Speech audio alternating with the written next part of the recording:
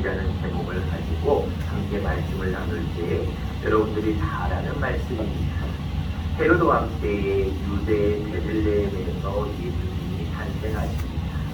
이 말씀은 이미 이사서에 예언이 되어 있습니다. 6절 말씀입니다. 유대 땅 베들레헴아 너는 유대 고을 중에서 가장 작지 아니하노라. 내게서 한 다스리는 자가 나와서 내 백성 이스라엘의 목자가 되리라 라고 말씀하십니다. 여러분 미가서 5장 2절의 그 말씀에 따라서 예수님은 베들레헴에서 이제 탄생하십니다.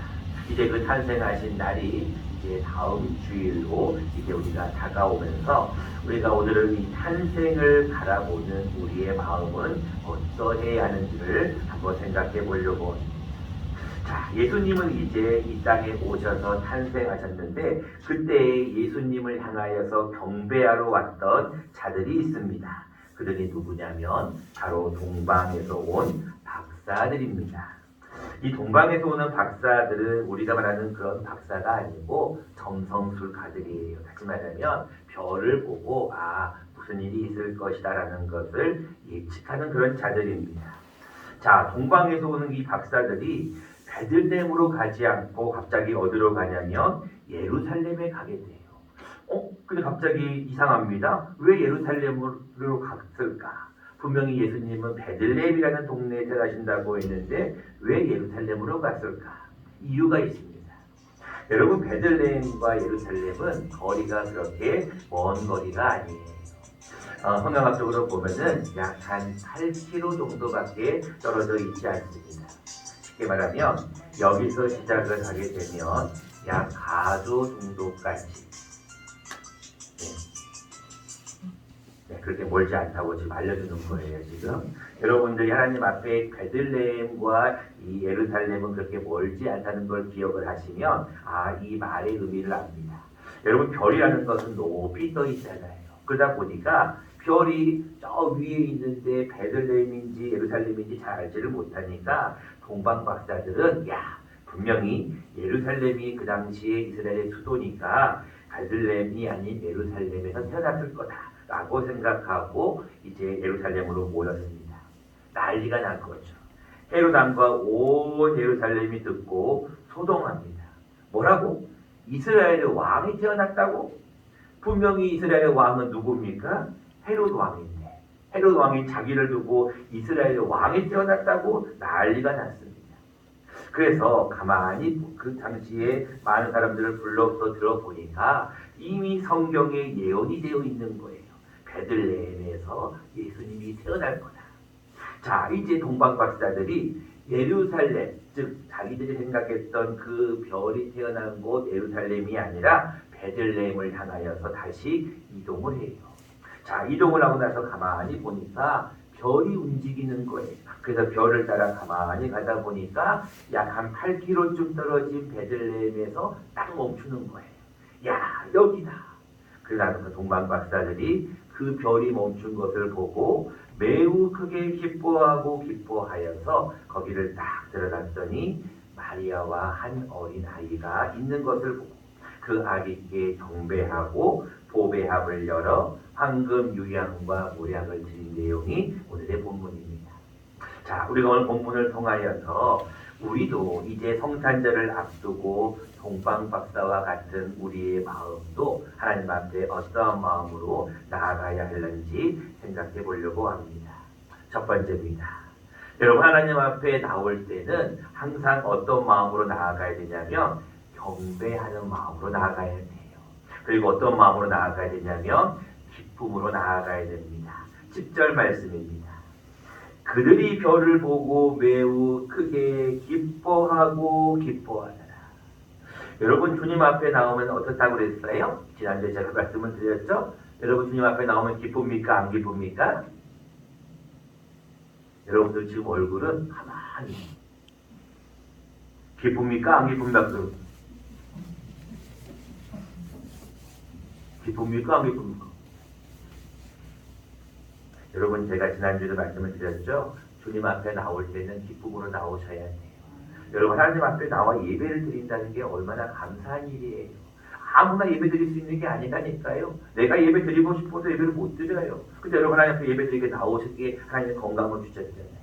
그리고 마음을 주셨잖아요. 그러니까 기뻐하는 마음을 가지셔야 돼요. 그리고 하나님 앞에 나와서 뭐를 했습니까? 11절에 보니까 집에 들어가 아기와 그의 어머니 마리아가 함께 있는 것을 보고 엎드려 뭐 했다고요? 아기께 경배했어요. 여러분 주님 앞에 나올 때는 기쁨으로 나와야 되고요. 또 한 가지는 하나님을 내가 경배합니다. 하나님 앞에 예배합니다. 그런 마음으로 나와야 돼요. 그런 분들은요. 어떤 마음으로 나오냐면 굉장히 두려운 마음으로 나와요. 하나님 앞에 나올 때 그냥 가볍게 나오지 않습니다. 하나님 앞에 나올 때는 내가 죄인인 내가 감히 하나님 앞에 나아갑니다. 여러분 구약시대는 어땠어요? 대제사장들이 1년에 한 번씩밖에 지성소에 못 들어갔어요. 그것도 뭘 달고 들어갔어요? 발에 방울을 달고 들어갔어요. 왜 그랬어요? 지성소에 들어가다가 잘못하면 소리가 안 들리면 제사장도 죽는 거예요. 그 얘기는 무슨 얘기예요? 지성소라는 것은 하나님의 임재가 임하는 거룩한 처소거든요. 하나님의 성전에 나올 때는 그런 두려움을 가지고 나오셔야 돼요. 기쁨으로 나아가는 거지만 또한 두려움으로 나아가는 마음도 있어야 돼요. 근데 더 중요한 것이 있어요. 주님 앞에 무엇을 했냐면 보배 합을 열어 황금과 유향과 모략을 예물로 드렸어요.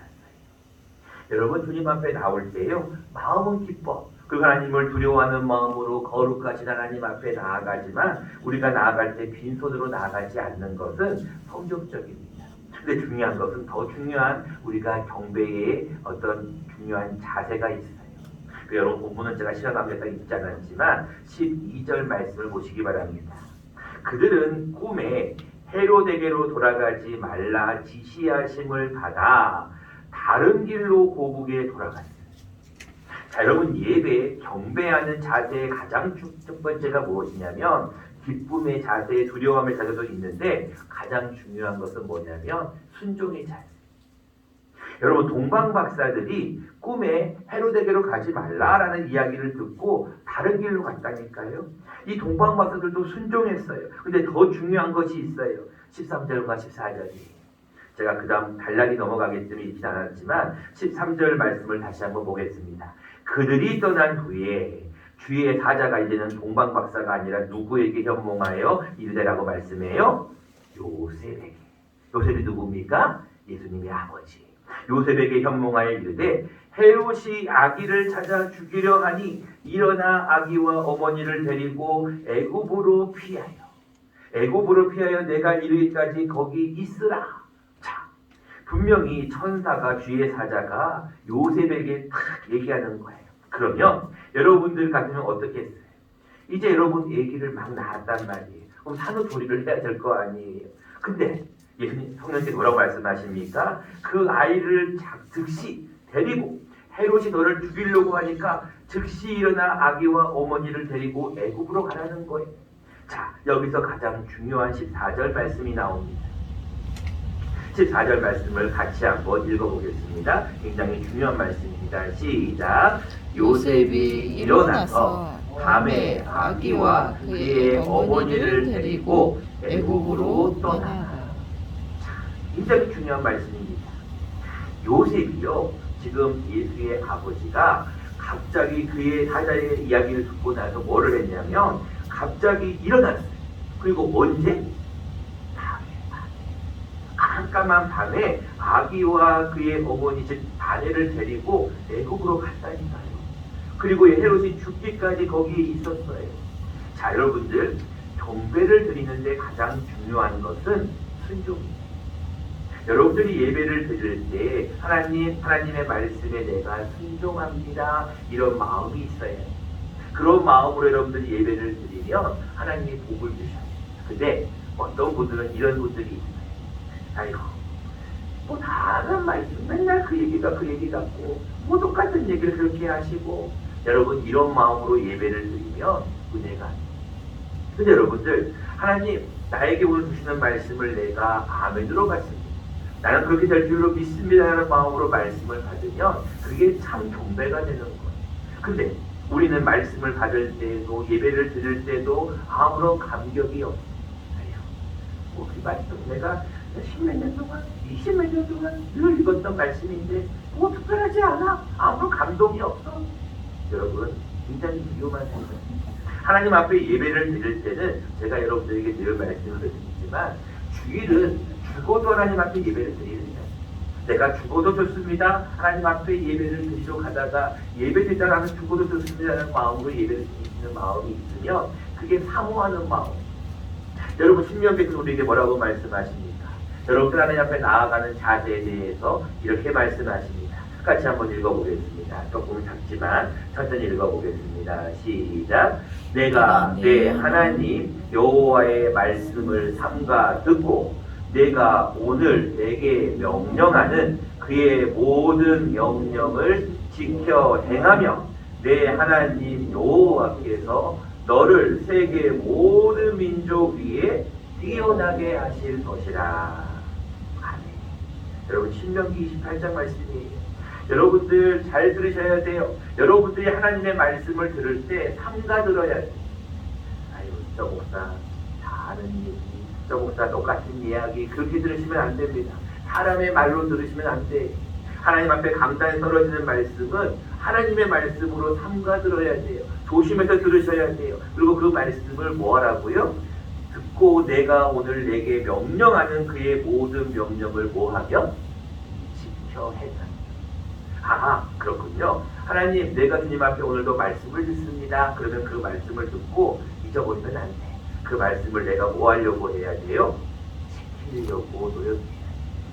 그럼 어떤 말씀을 두고 있습니까? 내가 성읍에서도 복을 받고 들에서도 복을 받을 것이며 내 몸의 자녀와 내 토지의 소산과 짐승의 새끼와 감증이와 떡반죽 그릇까지 내가 들어가도 복을 받고 나가도 복을 받고 계속해서 모든 복이 임하겠습니다. 여러분들이 예배를 잘 드리면 여러분들이 복을 받는다는 거예요. 근데 예배를 잘 못 드리면 복을 못 받아요. 그래서 여러분들이 경배할 때는 하나님 나에게 주시는 말씀을 내가 잘 받겠습니다. 그리고 그 말씀을 잘 듣고 그 말씀대로 행하겠습니다라는 마음이 필요하다는 것입니다. 두 번째입니다. 이제 그런 마음으로 동방박사들도 왔듯이 여러분들도 이제 예배를 드리는데 또 한 가지는 무엇이냐면 그런 마음으로 예배를 드리는데 그냥 예배를 드리면 안 돼요. 예배를 드릴 때는 무엇으로 예배를 드려야 되냐면 반드시 준비해 와야 될 게 있어요. 그게 무엇이냐면 하나님 앞에 우리의 마음을 준비해요. 그리고 또 한 가지는 우리의 마음을 담아서 꼭 예물을 준비해요. 여러분 지금 동방박사들의 말씀을 그들이 예물 드리는 모습을 잘 보시기 바랍니다. 11절입니다. 집에 들어가 아기와 그의 어머니 마리아가 함께 있는 것을 보고 그저 아기께 경배하고 그 다음 말씀을 잘 보세요. 뭐를 열었다고요? 보배함. 여러분 보배함이 무엇일까요? 함이에요. 함. 그럼 그 속에다가 뭐를 준비했다는 거예요? 황금, 유향, 모양. 여러분들 황금이 무엇입니까? 하나님 예수님은 우리의 왕이십니다. 당신은 우리의 왕이십니다라는 상징하지. 유향은 무엇을 의미합니까? 유향은 제사를 드릴 때 드리는 향이거든요. 예수님은 우리의 제사장이십니다. 모양은 무엇입니까? 그 당시에 어떤 예수님의 죽음을 상징하는 것을 의미하는. 자, 근데 여러분 갑자기 나 황금 여기 있어, 유향 여기 있어, 모략 여기 있어라고 준비하는 사람 있는 사람이 어디 있어? 준비했을 거 아니에요. 그들이 별을 보고 먼 길을 올 때 그 보배함을 들고 계속 예루살렘을 갔다가 베들레헴까지 이동했잖아요. 여러분 그 준비하는 자세가 있어요. 하나님 앞에 나올 때는 내가 오늘 지갑이 얼마인지 헌금 시간이구나. 그래서 내가 10,000원짜리 한 장, 1,000원짜리 한 장 이게 아니라니까요. 보배합을 준비하셔야 돼요.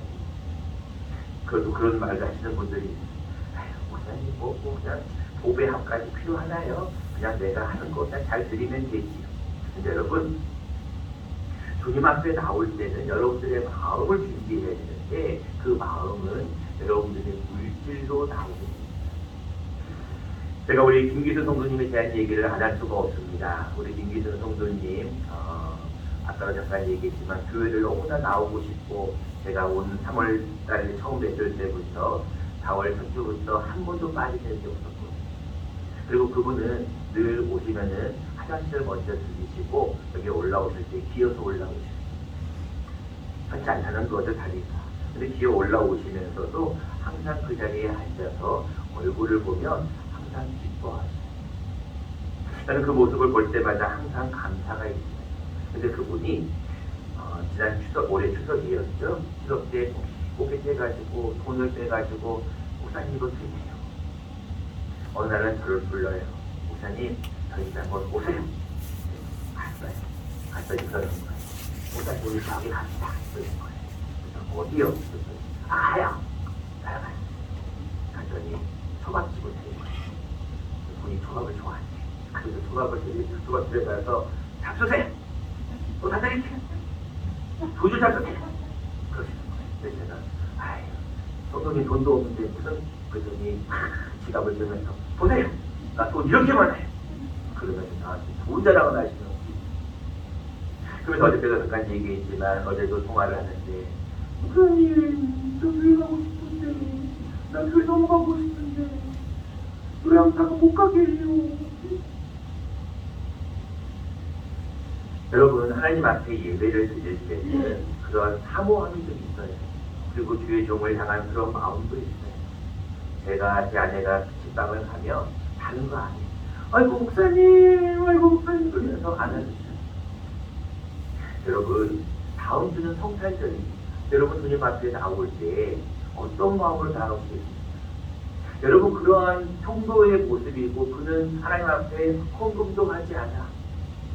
제가 여러분들에게 이제 이 광고에 있듯이 주위에 헌금함 여러분들이 이미 바꿨다고 제가 알려드렸잖아요. 제가 깜짝 놀란 일이 있어요. 세상에 제가 한번 처음으로 이제 여러분들의 헌금 봉투를 다 살펴봤어요. 돈이 하려면 어떻게 빼내잖아요. 세상에 놀래. 하나도 한 번도 헌금 안 하신 분들이 있어요. 깨끗해. 헌금 봉투, 주정 헌금 1년 한 달부터 12월달 12번 있는데 한 번도 헌금 안 하신 분들이 있어요. 오늘 주보도 나와 있는데 11조는 의무예요, 의무. 근데 한 번도 헌금을 안 하세요. 더 놀라운 게 뭔지 아세요? 어떤 분들은 매달마다 헌금을 하시는 거를 제가 이렇게 봤어요. 대부분들이 헌금을 하세요. 근데 그들이 넉넉히 헌금을 하시는 게 아니에요. 그 하나님 앞에 하나님의 드리는 것이 하나님께서 기뻐하시는 거고 하나님 앞에 나올 때 무엇인가를 드리고 싶은 마음으로 헌금하는 거예요. 제가 오늘 여기 계시기 때문에 실명은 말씀 못 드립니다. 어떤 분이 처음 부인 신방을 갔는데 세상에 봉투를 하나 주시는데 저는 그런 봉투 처음 받아봤어요.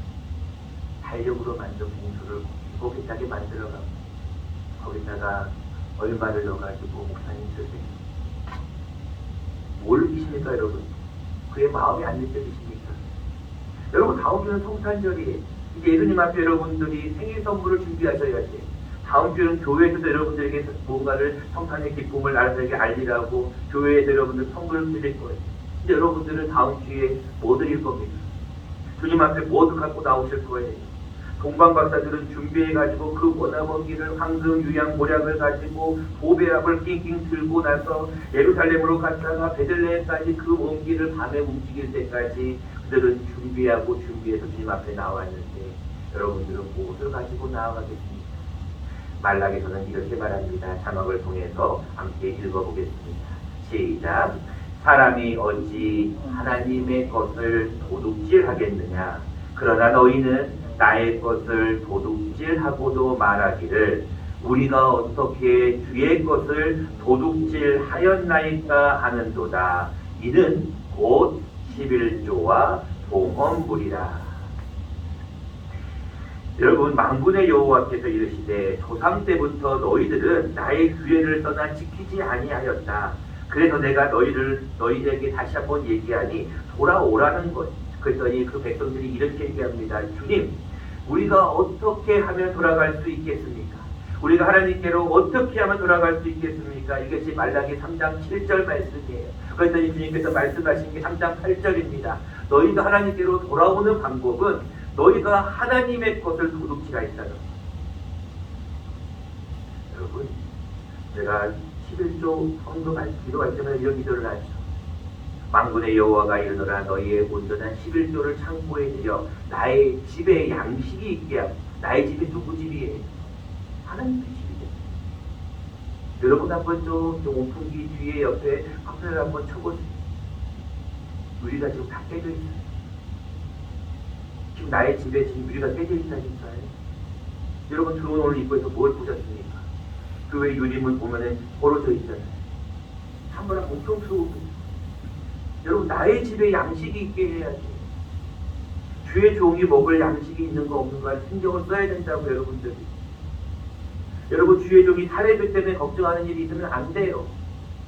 그 일은 무엇입니까? 여러분들이 11조를 드리지 않는 것은 도둑질하는 거예요. 여러분 이런 생각을 합니다. 아유 하나님 내가 11조를 드릴 수 있는데요. 지금 상황이 여의치 않아요. 제가 말씀을 드리잖아요. 액수를 하나님이 받으시는 게 아니라니까요. 여러분들이 단돈 10,000원을 드리더라도 여러분들의 마음을 들여서 온전한 11조를 드리면 그것이 하나님 기뻐하시는 일이에요. 근데 많은 사람들은 자기가 생각해. 아깝거든요. 11조가 아까워요 여러분들. 10만원 버는 사람은 10,000원이 아깝지 않아요 그렇게. 근데 여러분 1,000만원 버는 사람이 100만원을 헌금 한번 해보세요. 얼마나 어렵습니까? 그 여러분들 성경은 분명히 얘기합니다. 너희가 하나님의 것을 도둑질하니. 여러분 다음 주에는 성탄절입니다. 주님 앞에 여러분 나올 때 하나님의 것을 하나님 앞에 올려드리는 것이 매우 중요합니다. 그래서 여러분들 다음 주에는 제가 여러분들에게 이 종이를 여러분들에게 이미 나왔습니다. 자신의 기도 제목은 제가 성부 영신에게 기도하기 위해서라는 것이고 그 밑에 전도 대상자를 한 명을 여러분들이 이제 한번 정해보라는 거예요. 여러분들이 2주 동안 말씀을 드렸어요. 여러분 많은 사람을 옳은 대로 돌아오게 하는 자는 별과 같이 빛. 우리 여러분들 예수님께서 우리의 빛으로 별로 오셨잖아요. 별을 보고 오셨잖아요. 도망갔다들 마찬가지. 이제 여러분들 많은 사람을 주께로 돌아오게 하셔야지. 그 일이 무엇이냐면 여러분들이 한 영혼을 주님 앞에 드리고 오는 그 영혼을 여러분들이 이제 다음 주일날 성탄 헌금을 여러분들이 하나님께 드릴 수 있으면 준비해가지고 이것도 같이 넣어드리는 거예요. 하나님, 내가 하나님 앞에 이 한 영혼 1년 동안 한번 내가 전도해 보겠습니다. 이것이 저는 주님 앞에 드릴 수 있는 가장 큰 선물이라고 생각합니다. 여러분, 다음 주일날 하나님 앞에 성탄절을 맞이하면서 우리 하나님 앞에 무엇을 드릴까 한번 생각해 보아야 한다고 생각합니다. 여러분 이 한 주간 동안 나는 동방박사와 같은 마음으로 주님 앞에 예배하고 있는가? 나는 동방박사와 같은 보배 합을 준비하고 있는가 생각해 보시면 많은 예물 드리라는 것이 아닙니다. 몇십만원, 몇백만원 드리라고 하는 것이 아니에요. 하나님 앞에 내 마음을 하나님 생일 축하해. 예수님 생일 축하합니다. 이런 마음으로 하나님 앞에 내 마음을 드린다면 하나님 기뻐하지 않을까 생각합니다. 여러분들 이 한 주간 동안 동방박사의 삶을 기억하셔서 참다운 경배, 참다운 예물을 드리는 저와 여러분 될 수 있기를 간절히 축원합니다.